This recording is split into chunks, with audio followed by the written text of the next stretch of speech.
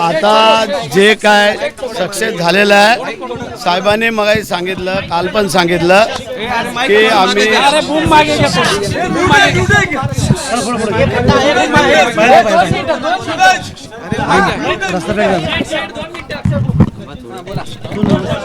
आज आमची मीटिंग बोलवली आहे वायबी चव्हाणला आणि त्या मीटिंगमध्ये आज साहेब काय आहे ते क्लिअर करतील. आम्हाला फक्त मीटिंगला सांगितलेलं आहे, आम्ही मीटिंगला सगळे जाणार आहोत आणि असं आम्हाला पण ऐकीव आहे. परंतु इथे गेल्यानंतर आज आम्हाला कळेल. परंतु आम्हालाही वाटतंय आता सगळं चित्र साफ झालेलं आहे, स्पष्ट झालेलं आहे. कारण ओमराजे निंबाळकरांनी काल स्पष्ट केलेली आपली भूमिका आणि आज त्याचा विषय चर्चा आमची वायबी चव्हाणला होणार आहे आणि त्याच्यामध्ये कदाचित हे 6 लोक येऊ शकतात. या 6 खासदारांचा शिवसेनेतच प्रवेश होणार आहे का? मग दुसरा कुठं होणार आहे? आता आम्ही जर साहेबांनी एवढी मेहनत घेतली तर काय दुसऱ्यांना देण्यासाठी, आता ते आपल्याकडे देण्यासाठी केलेली आहे आणि म्हणून आज साहेब त्याचं स्पष्टीकरण आम्हाला करतील. सगळ्यांना शिवसेनेचा वारंवार विश्वासघात होतोय असं वाटतंय का?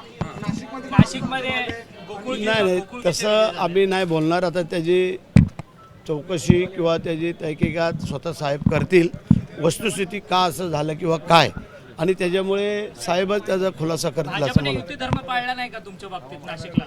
असं आम्ही स्पष्ट नाही बोलू. त्याचं कारण आहे, कारण हे शिंदेसाहेब, सामंतसाहेब, गिरीश महाजन, मुख्यमंत्री यांच्या मिटिंगमध्ये जे काय ठरलेलं आहे त्यानुसार जर काय चुकलं आहे तर ते चूक काय कसं करायचं काय ते स्वतः साहेब आणि मुख्यमंत्री दोघंजण ठरवतील. गोकुळ गीतेंची शेवटपर्यंत मनधरणी करण्यात आली होती. शेवटला असं सांगितलं की आमचा महायुतीच्या उमेदवाराला पाठिंबा सुद्धा आहे. मग हा विश्वासघात नाही का?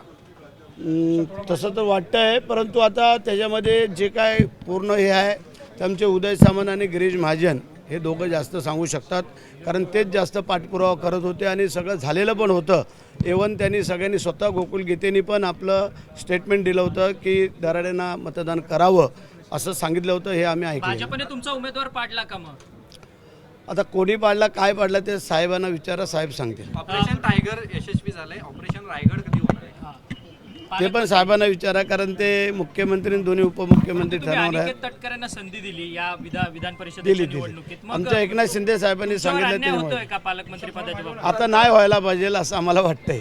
कधी हा विषय कधी आम्हाला वाटतं आता हे अधिवेशन याच्यामध्ये होईल आणि स्वतः एकनाथ शिंदे साहेब आणि मुख्यमंत्र्यांची आज चर्चा झालेली आहे.